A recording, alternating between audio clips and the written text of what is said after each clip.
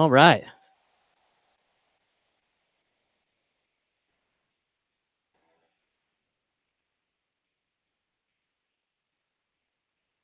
See here.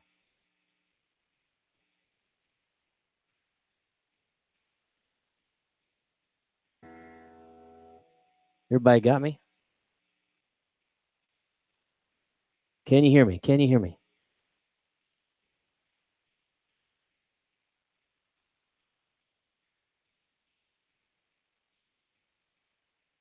I can't see the questions.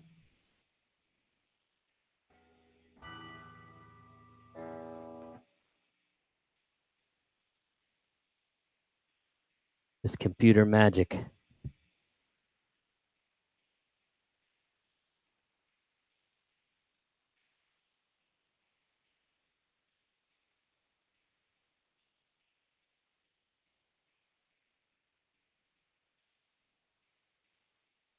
Wow, is there really 95 of y'all already? All right.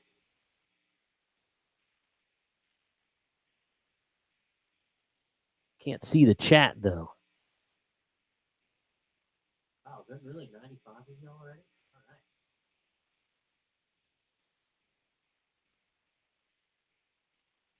See the chat though. Bear with me for 1 sec, guys. Oh, there we go. You know what I have to do real quick is turn this mic down because I can watch on one. Oh man, geez, look at all these people already. Wow, it's almost like somebody advertised for this. I got my good buddy Ron. Mr. Sheets is on board. Let's see. All right, good. Yeah, there might be an echo from time to time. That internet broadcast. Thanks, Ron. Good. Glad you can hear me.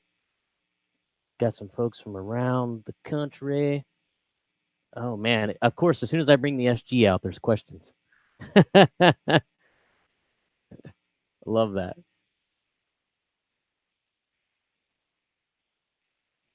All right. Yeah, that is my cash clip on my desk. All right. Looks like there's a bunch of people on. I'm going to take some questions. But what I'm going to be doing here, you won't see me for a while on TrueFire because, they're just so darn busy bringing in the best guitar players in the world. So it's going to take me a while to get in there. And I've been a busy guy. I've been doing a lot of touring, a lot of playing around the country. Um, I guess that's my new nickname, right? Jeff is C Money. I guess there's about $3-4 in there. It's called per diem. That's the only cash I get anymore these days. Um, so yeah, hey, that's good that when two browsers are open, there's an echo. Very good. So anyway, yeah, I've been really busy, and you won't see me probably at TrueFire till sometime late this summer. I'm going to be doing a course with on something that a lot of people ask me about, which is major and minor pentatonic stuff, and that's kind of like the cornerstone for my playing is major pentatonics, minor pentatonics, and arpeggios. And frankly, they all kind of fit together anyway. Um, so yeah, that's one of the things I'm going to be working on. Somebody said, "How do I say my name?" It's Congilio. I saw a YouTube comment the other day that said, "Are you sure it's not Coniglio?" And there's a good chance it was Coniglio when the folks came over from the boat. I would be just as happy if it were my middle name or Smith, because that way people could get it right. But it's unique. There's only one of me, so that's what I go on. And there's a question already that says, when will I do an In the Jam? I am scheduled for an in the Jam. That should be fun. I think it's going to be a good course. But anyhow, what I'm doing these days, aside from teaching with folks like you all, and if any of you are my private students, I appreciate your support through the TrueFire website. I love teaching y'all through the private lesson and ongoing lesson function because I just think it's a really good way for us all to kind of cut to the chase. We're all super busy these days with our with our jobs and our families and our devices, pulling us from side to side. And you know, the private lesson function is a really good way to just kind of cut to the chase. People ask a question, we can get right to it, and if we want to expand upon it, we can. So that's really cool. So anyway, that's sort of what I've been doing. In addition to that, I'm touring with a guy named David Lee Murphy. David Lee Murphy is a 90s country, what I would call legacy artist. And David Lee had some big hits in the 90s and has written a bunch of big songs for Chesney and for Aldine, Blake Shelton, people like that. And I got asked to join his band, and we're going to be doing some arena gigs with Kenny Chesney. So I'm really excited to get out there on the big stage with and play some rock and roll guitar, rock and roll country guitar. But it's really like a hodgepodge of everything, and kind of works really well for my playing. One of the songs he wrote for Kenny Chesney is a song called "Living in Fast Forward," and it's just a simple kind of ADE rock progression. Kind of goes.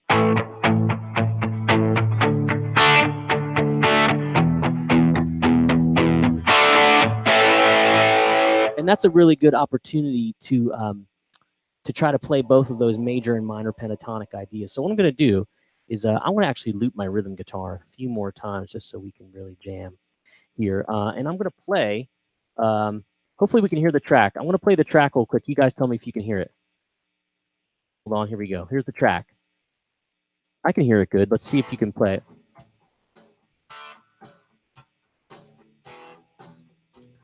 Give me a thumbs up on the track if you can hear it.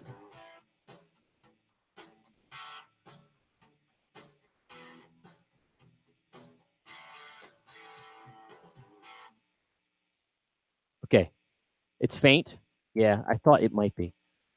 Barely hear it. All right, let me see if I can get a little bit more gas on it. Yes, but the sound is low, not very loud. Okay.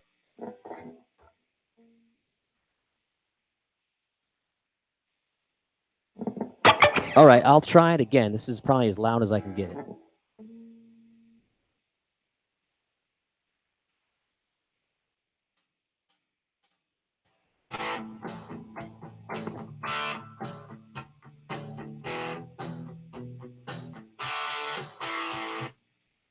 Any better? Asking for a friend. Andrew says thumbs down. Barely audible. It worked in sound check. That's what they always say. Better, still a little low. Okay, so it's better. Let me just try and see if I can jam with it a little bit. And I'll just give you an idea of what kind of I would play over this song. Again, it's sort of like that song Living in Fast Forward, that Kenny Chesney song. And I'll play sort of the solo ideas, and then I'll kind of riff on it. We'll see what happens. Here we go.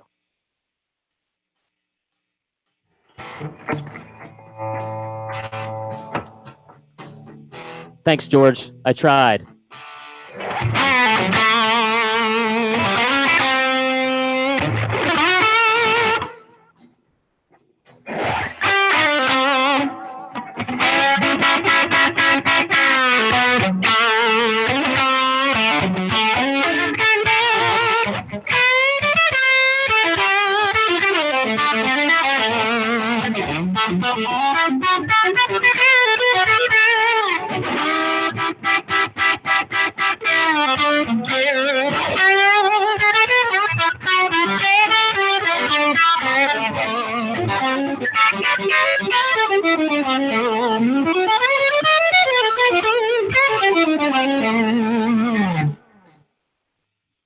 Okay, so I appreciate all your criticisms, constructive or not. Yeah, so it's I'll tell you what, guys, when it's when you're a one-man operation here doing all this stuff and tearing your studio apart, it gets a little bit crazy. But I appreciate those that are appreciative of what we're doing. But in any case, it's what happens is you get these interfaces, and they have to link up with YouTube, and you have to get them all to speak the right way. And I'd be lying if I said it didn't take me if I wasn't up at 10 o'clock trying to do this stuff already, because I was. So anyway, enough of the rant about the technical stuff. Yeah, so here we are talking about I can still teach, without hearing the track. It's just kind of a fun thing to do. So you can hear the guitar. And we have that A, D, E kind of progression when we're going A, D,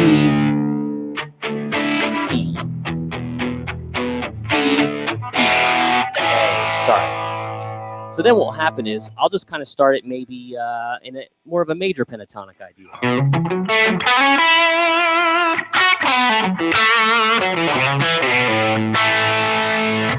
But what's cool is, you know, a lot of times you can force the minor pentatonic over it.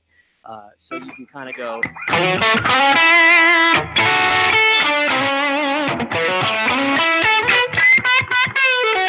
Those major, minor.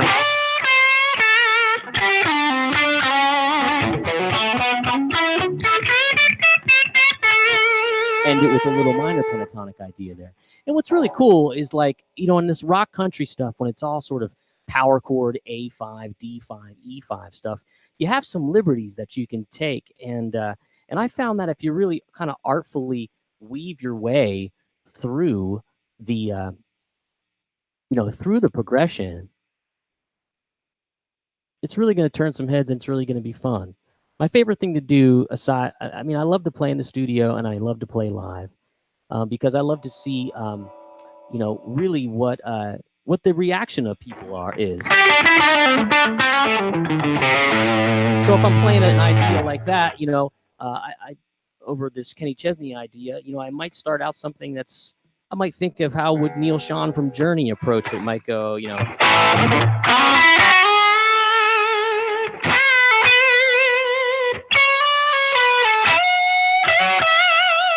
Then I might want to put something that's a little bit more bluesy into it.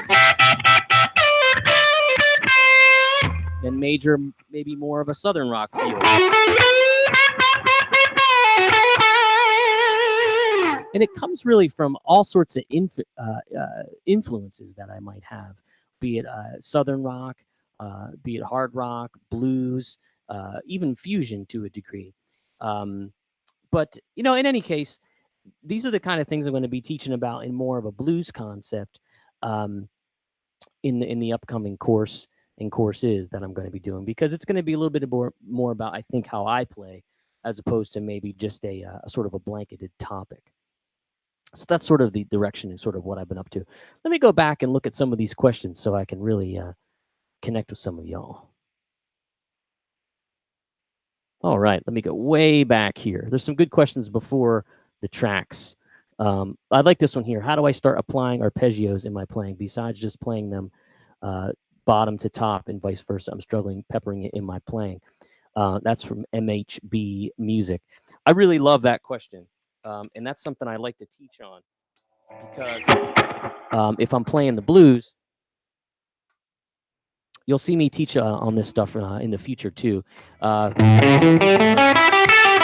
make sure I'm in tune. I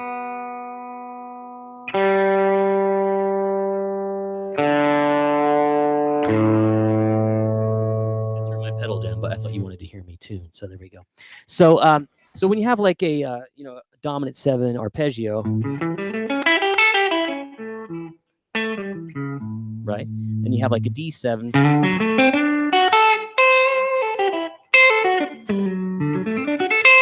Then you same thing for E7. Right? So what I do is I try to start with a note in there. First of all, let's not take the whole thing. Let's take 1 octave of it.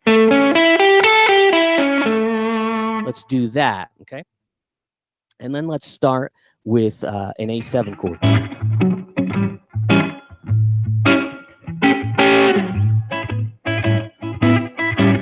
Right, so we got that kind of groove happening. And let's start not on the root note, let's start on the 3rd. And we're going to slide into it. So we have our 3rd here. This is root, 3rd, 5th, flat 7. Let's take our 3rd and just kind of go.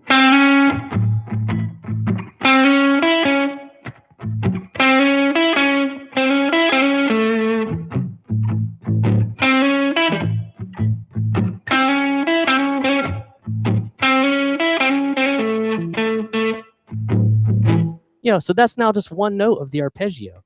Yeah, it's like kind of, you're like, that's also in the A major pentatonic scale. Well, sure it is. But start to look at the skeleton of that. Then maybe start to connect it to another one.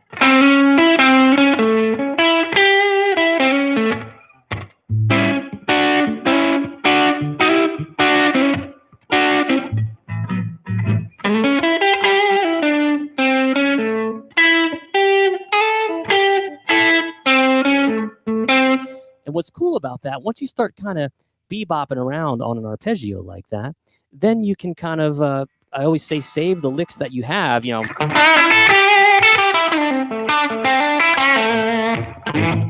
for afterwards, you know, and really impress people with the lick that you know. But when your arpeggio idea, slide in from a half step below, don't start on the root.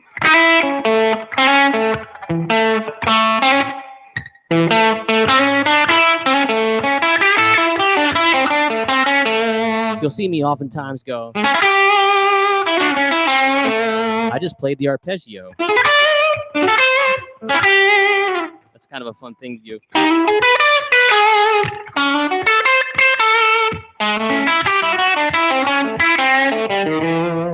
Right? Really fun stuff with arpeggios. Hope you dig that.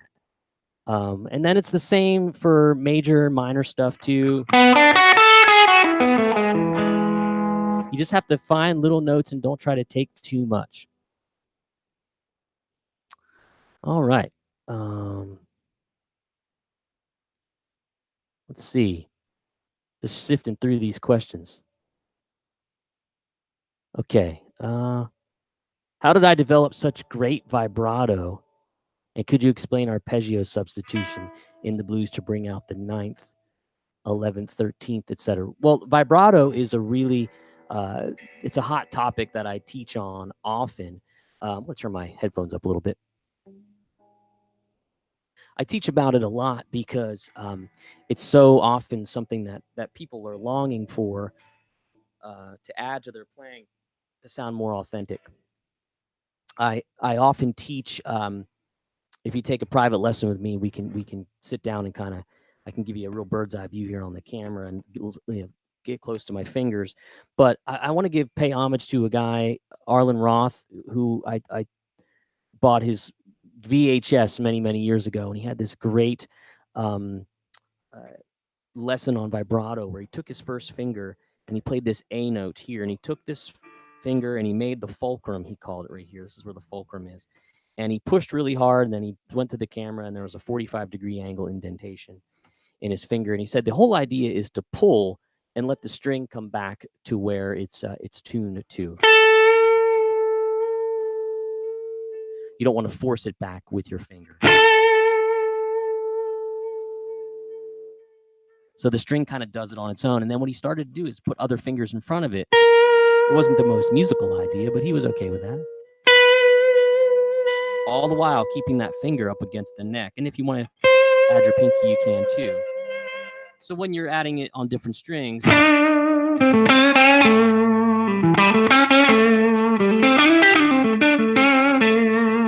so that's kind of the shortcut, the short example. But the other thing that I would do is really just try to emulate other players. You can do the Albert King vibrato, which is real wide. Now, this is an instance where I'm pushing up, but I'm still doing the same thing where the string is coming back to where it's tuned.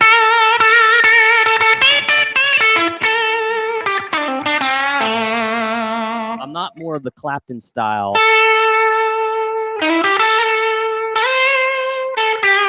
I'm more the Stevie Ray. And I've kind of developed more into the more of the fusion-y sort of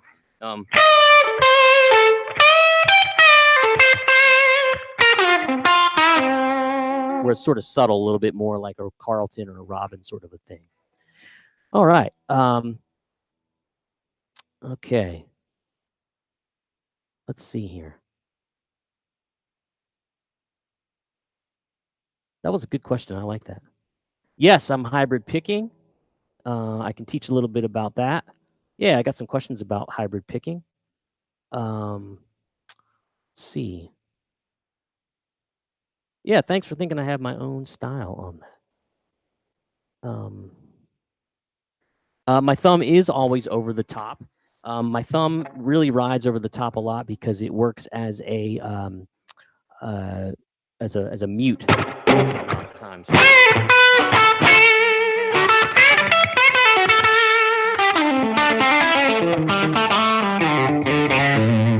And yeah, it's awesome when we have a celebrity join the chat. Mr. Sean Tubbs in the house. Good to see you. What amp am I plugged into? I'm plugged into my 67 Princeton Reverb, and I got a whole smorgasbord of pedals down here that I'm monkeying with as well. Not too much though. For that heavier sound, I was using the J Rocket Dude pedal, and for this sound, I'm using the Greer Lightspeed pedal. Those are two of my favorites for sure. With regard to the hybrid picking thing, this is a fun thing to teach because, like so many people, I was enamored with country stuff, you know,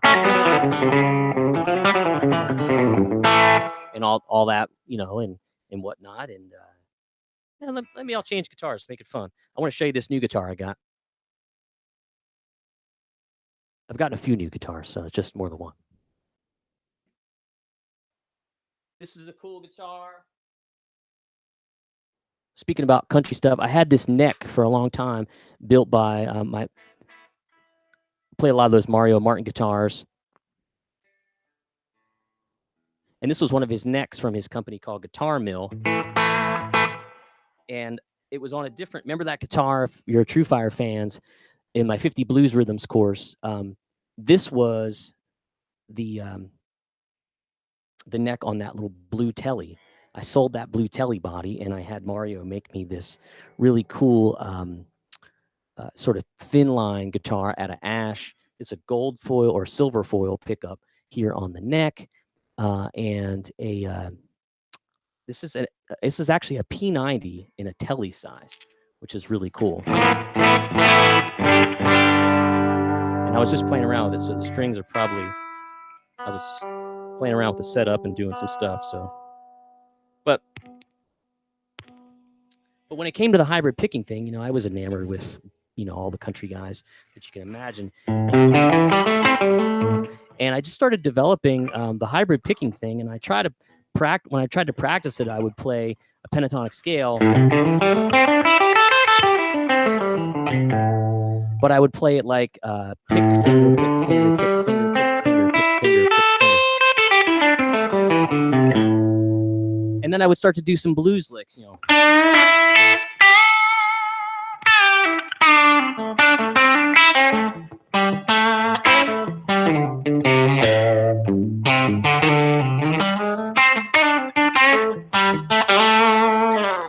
And you can hear it in a lot of the country stuff of the 90s and beyond and before.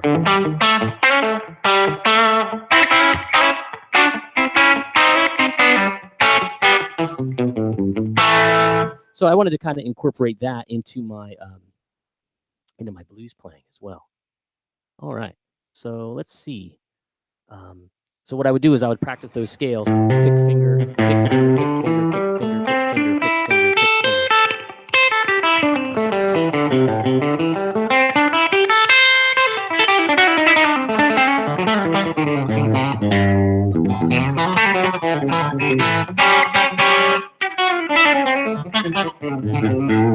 So that's kind of where that came from. And what happens is if I really goose it up with some overdrive, you know,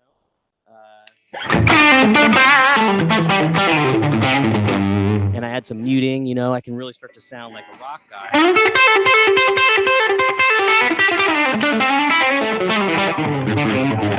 And if I had to flat pick all that, it would be terrible. I'm not really good at that kind of stuff. Let me go back a little bit. Let's see here. How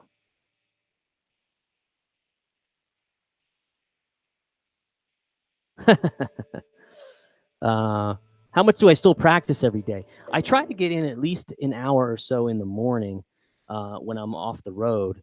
When I'm on the road, I just try to do some warm-up stuff because you get really distracted. You got to get really focused. Even though you have a lot of free time and you're a lot of sitting around, it's hard to kind of stay focused. So I try to practice during the day, and I'm working on stuff. The stuff I'm working on is like some melodic minor things, and I'm working a lot out of the chord chemistry book. Just getting little stuff here and there just to kind of expand my brain. How do I see or link my scales? Do I see them in chord shapes or in another way? I don't see them in chord shapes. I see them as almost an overlay. I see them as a minor pentatonic, major pentatonic, and then of course I see major scales first. It really depends on the song. And that's kind of the main things I see, because in that 4-fret area, you have a lot of chromaticism that can happen. So there are mostly any notes you need are kind of within that stuff. Let's see. Look at that some more. Yeah, the hybrid picking really does give it a nice popping kind of sound.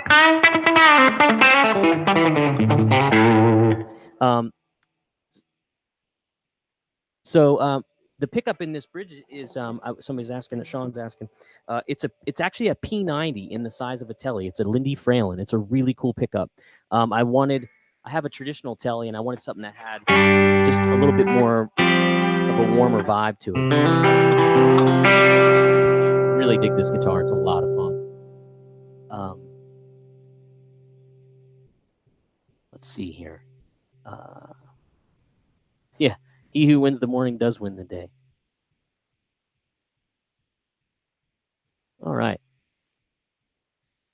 So yeah, another thing that I was gonna talk about, but we're gonna leave the tracks out just because they're not working as well as I thought they were. And it's perfect for Jimmy A, who just says he is working on mixing his major and minor pentatonics. Change my sound a little bit here.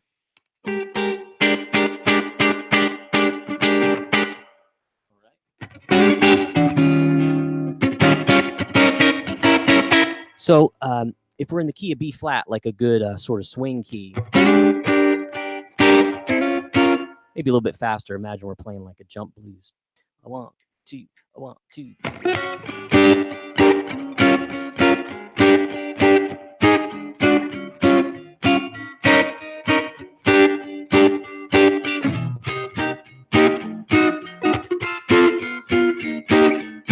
So picture that in your head, right? One of the things people try to do right away is they'll do one of two things. They'll hear that it's got that little 13 sound or that 6 sound.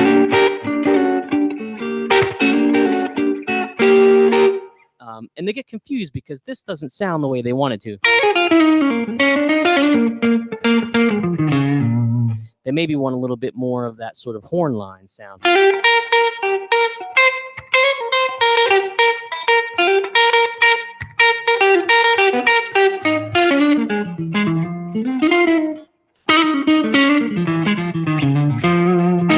So what I'm doing is I'm thinking the whole time not to go. I'm trying to think of like major, minor. Now I can go major.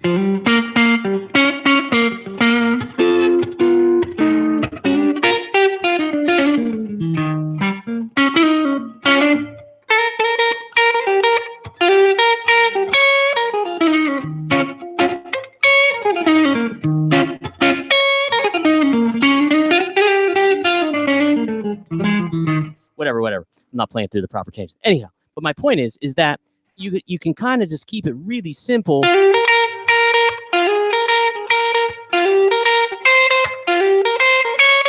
And really just kind of go back and forth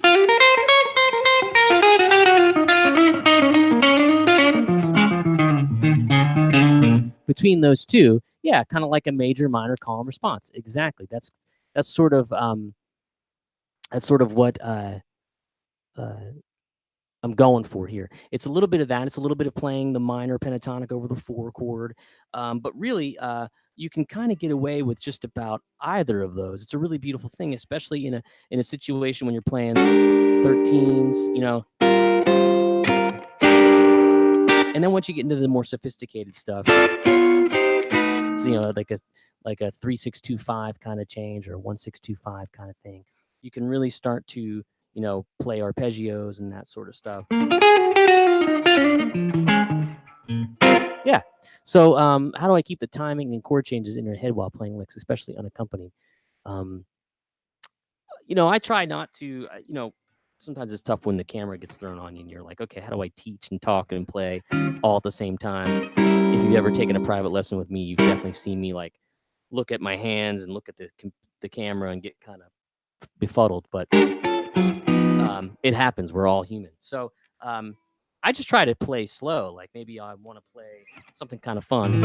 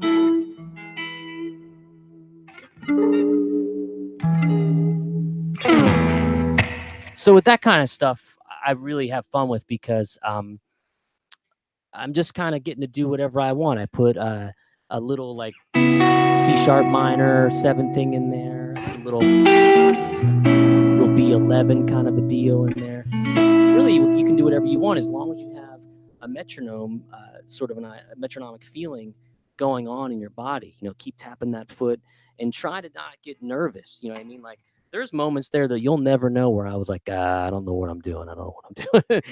And it's going to happen. But that's kind of my favorite kind of guitar playing.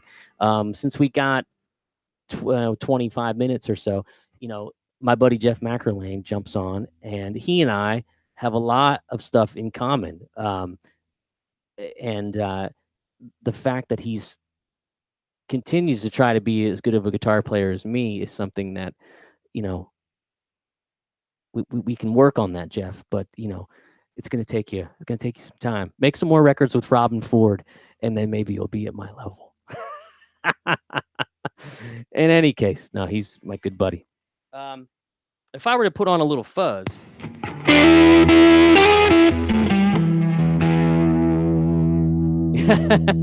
no, not shots fired. I gave you props. Yes, I will demonstrate some funky rhythms, ninths, and suspended notes in a moment. But somebody said, are you consciously relaxed when I can't? My scrolls. I do hold my breath sometimes. I actually am trying to work on not doing that. A lot of what I do is, you guys can't hear it, but what I actually sing a lot of what I play. So I'll play something in E minor here, and I'll kind of go.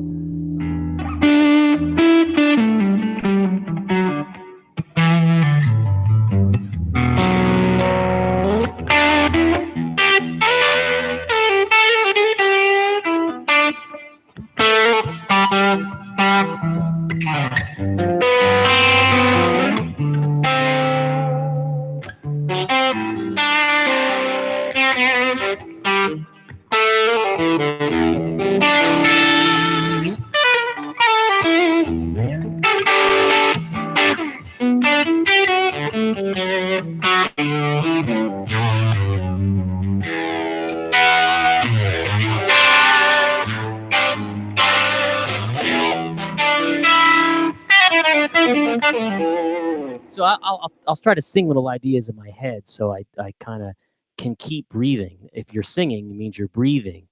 And so yeah, so that's sort of how I kind of don't asphyxiate myself. uh, and let's see here. There's a couple other questions. There was a couple real ones I wanted to.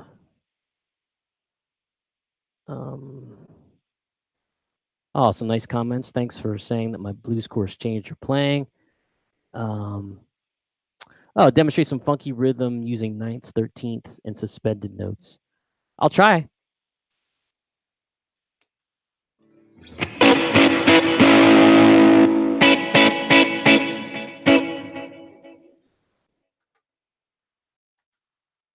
Take that verb and delay off.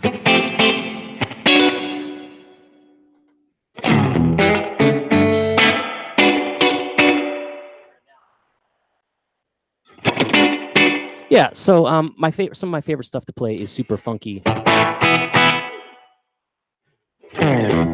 stuff. So you got to start with the D9 chord, and you got to know about how to play 16th note scratchy rhythms.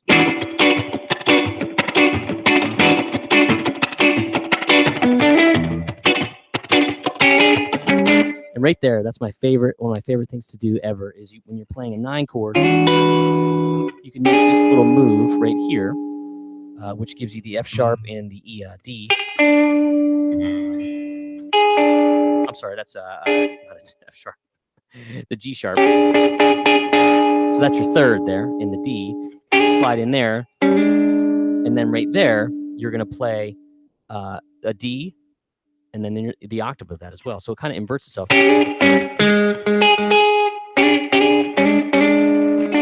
So you get that great little movement there from that little, just it's like a little, 2-note little riff there. And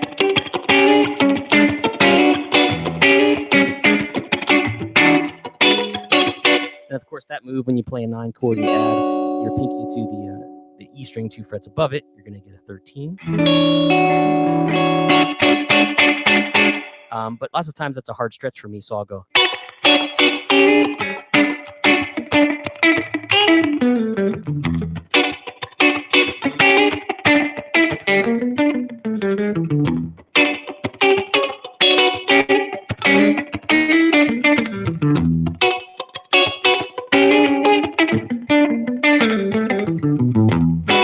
So that's some of the stuff I like to do, kind of raised on Prince and Average White Band, and that sort of thing.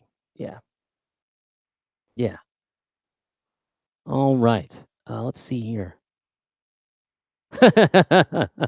Yeah, that's right. I'm currently getting okay. So now is the part where we have to promote TrueFire, brought to you by TrueFire.com. Act now for the, let's see what month. It's got to be the Ides of March sale on now at TrueFire. They are the best. They have no sense of humor there. All right.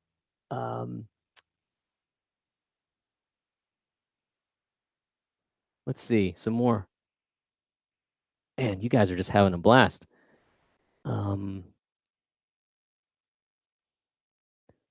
Josh Smith, never heard of him. All honesty, thank you guys for the guitar instruction from TrueFire. Yeah, he's right. He needs to thank TrueFire because you guys are the best. You wouldn't know who I was if it wasn't for TrueFire. So we give them a big round of applause. How do I practice loosening up my wrist for rhythm playing? Or is it a specific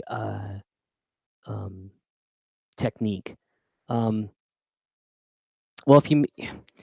to me, it's all in the 16th note, whether you're playing the 16th note funky thing, or you're playing acoustic rhythm.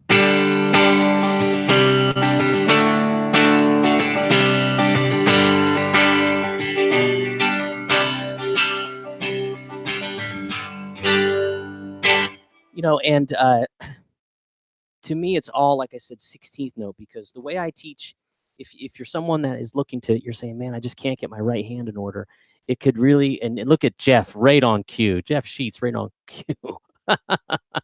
The stuff I teach in my acoustic courses, even the most basic stuff is really valuable. I mean, what again, like I'll take you straight from quarter note playing, because there's value in that. I mean, there's times I'll have to do that or in the studio, or I'll have to go 1, 2, 3. I'll do that on acoustic tracks, and it's got to be perfect, like a metronome. And that translates into all of your sort of being as a guitar player. And then once you get to 16th notes, like 1, 2, 3,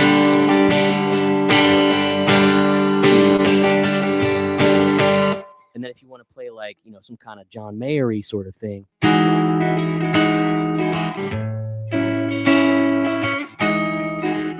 you know, where there's some kind of like 16th note, you know, maybe it's like a,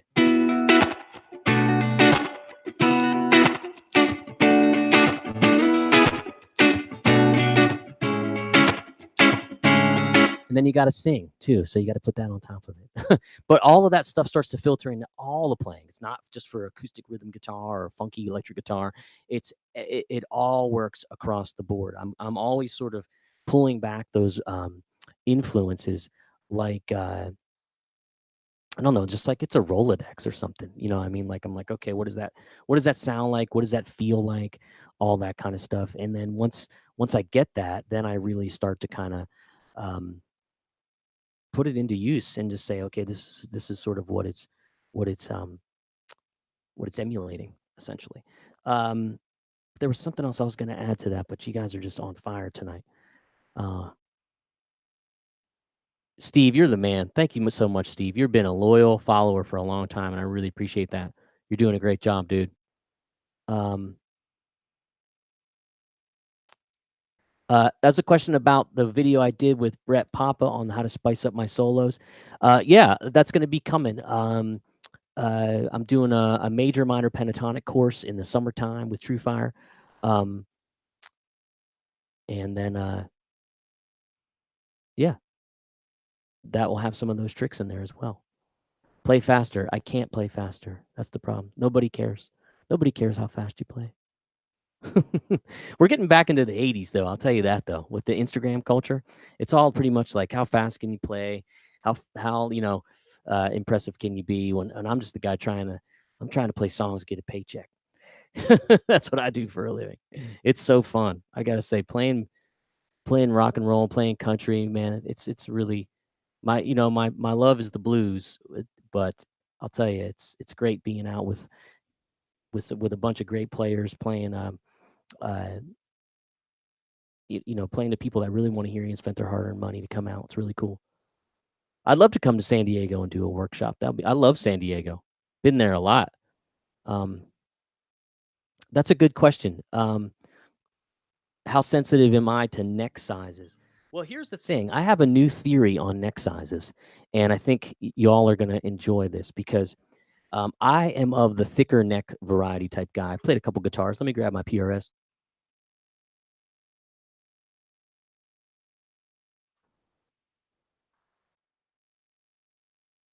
So there's a there's a lot of camps. There's the skinnier neck guitar camp. There's the chunkier guitar neck.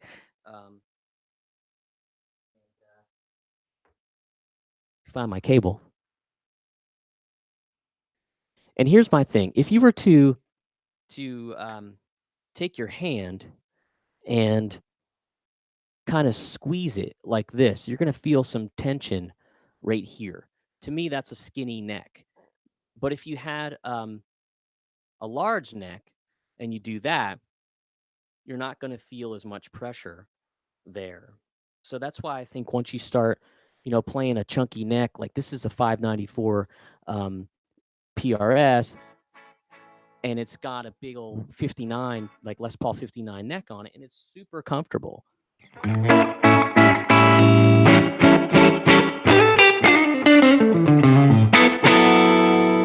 the first thing everybody says is, that doesn't sound like a PRS that I've heard before, which just makes me really happy because I love P90s, and I think this guitar really sounds great. but it's got a really fat neck on it. That's the Blue SG everybody always asks about is a 64 Pelham Blue refin. It's gone through so many different owners, paint jobs, but it's still a 64, and it's got that great sort of early 60s neck that sort of gets chunkier up here. It's really nice. That Telly has a nice chunky C neck. The reason I saved that neck was because I really loved the way it felt, and I wanted I wanted to put that on another guitar. Most of the guitars I get with a chunky C type neck. I really, really enjoy that.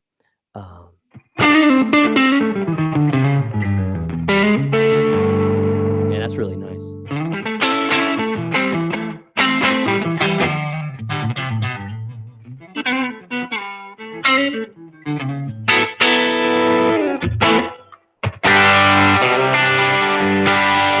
So in the David Lee gig, the other guitar player plays a gold top too. He played, but it's a Les Paul, and it's humbucker guitar. But this has a little bit more of that open jangle. I'm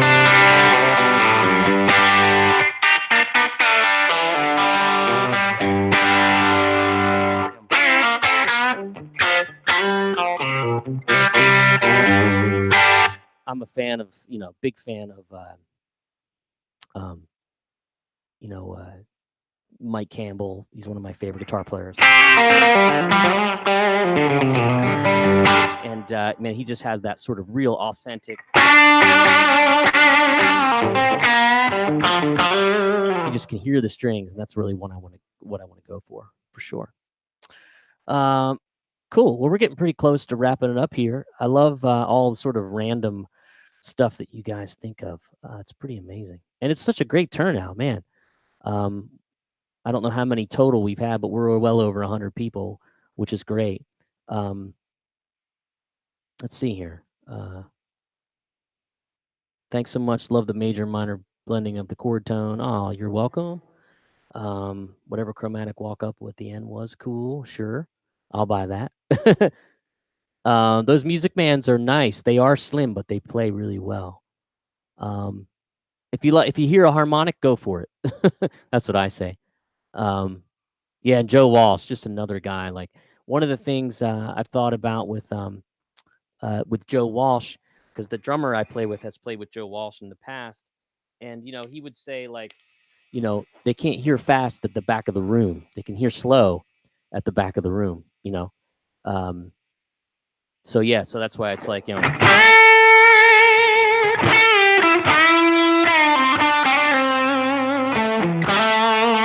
everybody can digest that. You know what I mean? So it's fun to just kind of really milk it and make sure the people in the back of the room are hearing you. Hey, Chris, I think I have 15 courses out now. And yeah, so my TrueFire channel, what I'm throwing up there is random stuff. I'm doing interviews with players in town when I'm home. You're going to see another one that I did with my buddy in California who you may have seen me play with, be on his channel before. Last name Pierce, first name Tim. He's become a good buddy of mine. Yeah. In what order would I recommend my courses? That might be the best question we got. Of course, it depends on what you're looking for. I would really recommend my best one is bestseller, I would say, just because the popularity and the need is 50 Blues Rhythms You Must Know. It takes you from literally, if you're someone that's just kind of doing that, all the way up to those kind of things. And it does it all in the same key for the first 40 examples, so you're not jumping around and getting confused and changing keys.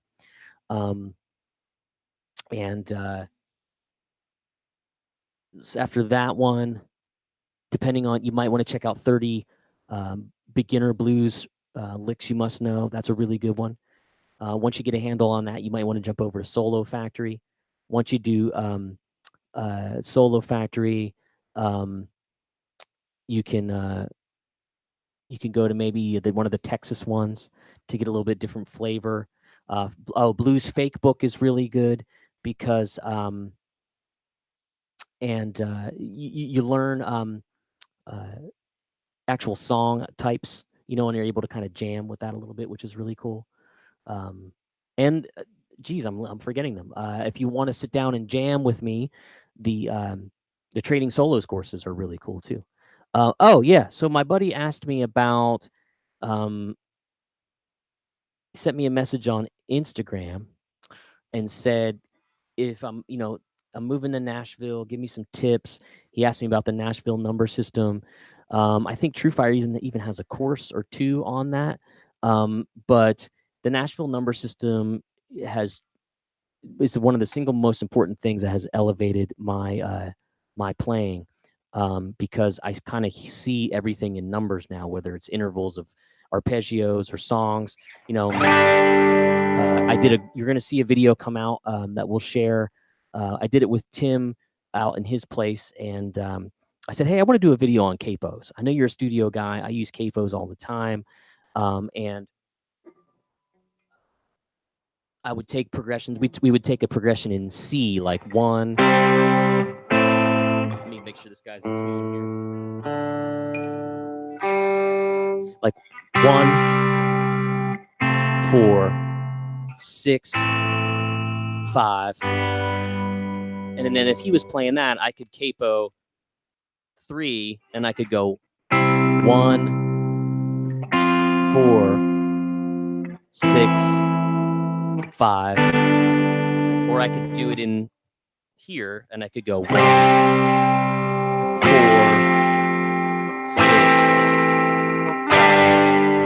and we do some really, really fun stuff with it. It's really, really cool. So yeah, that's how the number systems really helped me. And if we're in B flat, and I want to play here.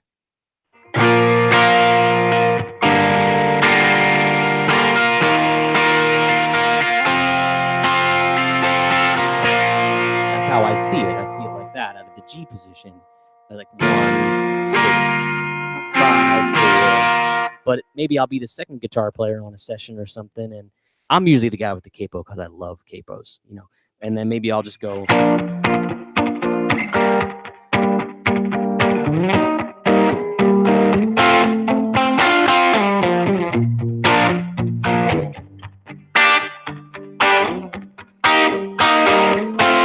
And what I'm playing against, what the capo person will be playing, is going to really make this wonderful harmonious sort of thing, because we're not stepping on each other. It's impossible to at that point.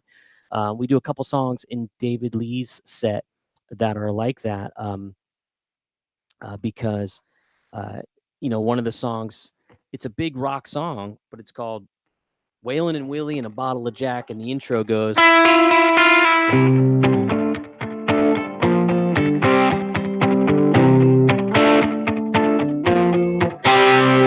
And man, it really rocks, even though I'm capo 5, You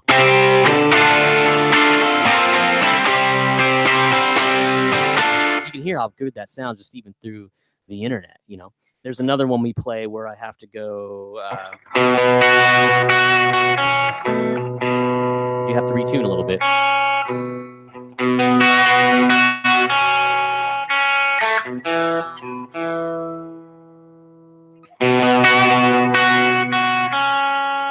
It's a cool song, trust me.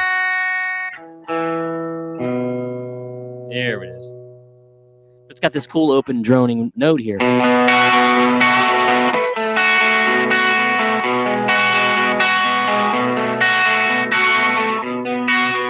There'd be no other way to do that.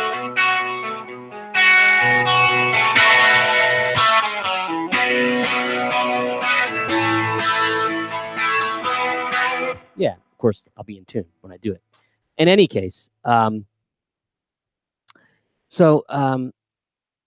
that's probably about it, I'm getting some praise here. Thanks, Ron, for endorsing 30 Beginner Blues Licks. You're doing a great job on that. That guy likes Rock Studio. Robert Jay-Z likes trading solos. Great. Thanks for the kind words from Down Under. How about when I'm playing? Do you think of GCD or do you think of 145 when actually playing the progression? I actually think of the numbers. I've gone that far into the number thing that I'm always thinking of the numbers all the time. I write charts all the time. I write Nashville charts for songs that I'm learning because I end up like they get kind of imprinted in your brain. You can kind of see the numbers. You know, a lot of songs are the same, like verse, chorus, bridge, chorus, out. There's a guitar solo in there. Maybe that's the same as, um, uh, you know, the chorus or the verse, either one. Um, sure. Thanks for coming on, Rick. You know, this guy likes Slow Blues Guru. Uh, Great. Glad you like it. These are really fun to do these courses. You know, there's never. Sometimes we think we're going to run out of stuff to to teach, but TrueFire assures me that that's not the case. It's a lot of fun. So yeah, and subscribe to my YouTube channel. Subscribe to my TrueFire channel. Um, what's going to be great is you know, after 5 or 6 years of live, it's almost geez, it'll be 6 years now, living in Nashville. After buying a house and trying to get settled and doing all that kind of stuff. Um, I'm in a place where I'm going to be on the road, but I'm have more of a predictable schedule, and hopefully I can create some more content because you know you. I want to say that all the folks that add stuff to TrueFire, add stuff to YouTube or their Instagram or their Facebook, it's hard work. It's I take it really seriously, which is why you probably don't see as much content from me because I'm my own worst critic and want to make sure it's really perfect um, before uh, um, before I put it out there. And at the same time, got to pay the bills, and I love playing on stages and riding around in tour buses and being in studios. So I like to do that stuff too. So, but you're going to see some more from me, and let's see. The last minute questions pouring in here. Yeah, you know this fella says this person says well, I'm sorry. It's just Friday afternoon Club One. I don't know who you are, but it's easy to get lost in all the available content. How do I stay focused? Essentially, that's the one of the bigger things I see. So I would just pick a topic. Like what I used to do back in the day is if I was going to check out an artist, I would listen to nothing but them for 6 months, and then I would listen to another artist for 6 months. I went through that period with John Scofield, Mike Stern, Scott Henderson, Robin Ford. Then it was Prince. Then it was Daniel Lanois. Then it was like like Americana, Emmylou Harris, Lucinda Williams, Sean Colvin, Patty Griffin, and then it was it goes on and on and on. The Rolling Stones, Led Zeppelin, whatever, and you get a really solid background in that stuff. So the same thing you should probably do with your courses and with your lesson material as well. Um, let's see here.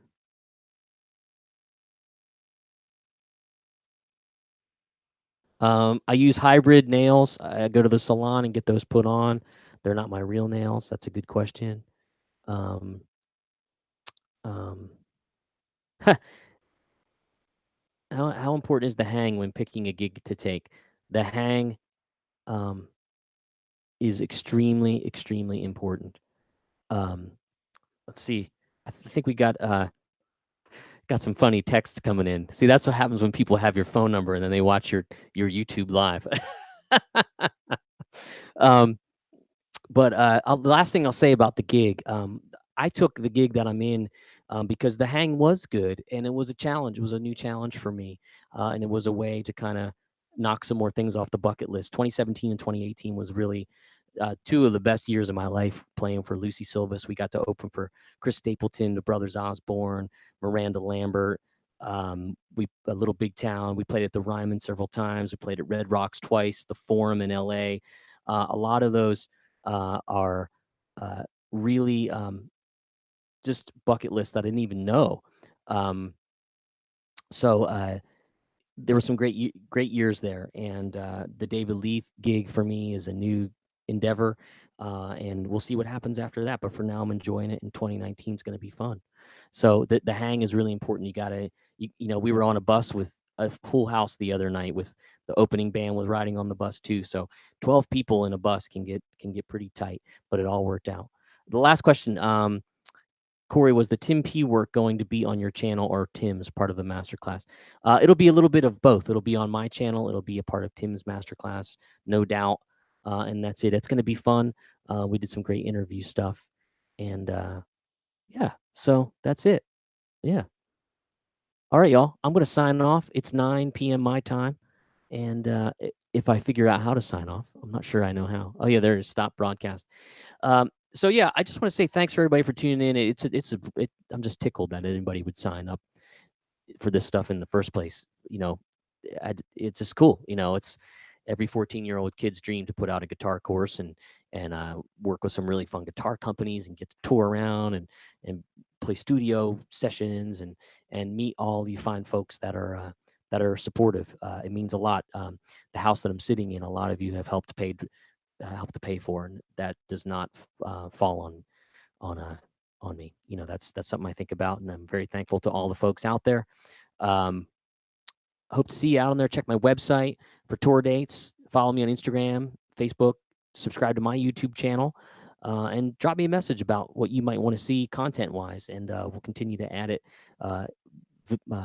here at TrueFire and other places, social media and others. All right, I'm Corey Congilio. Say hi, stop by online, and drop me an email, drop me a message, and I'll see you on another live stream. Take care.